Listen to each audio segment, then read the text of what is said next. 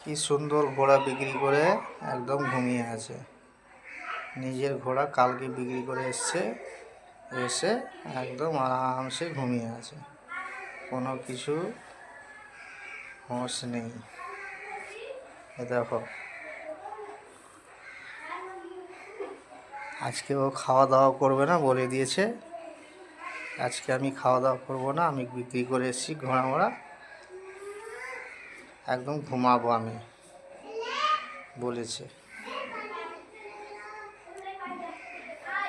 দেখো,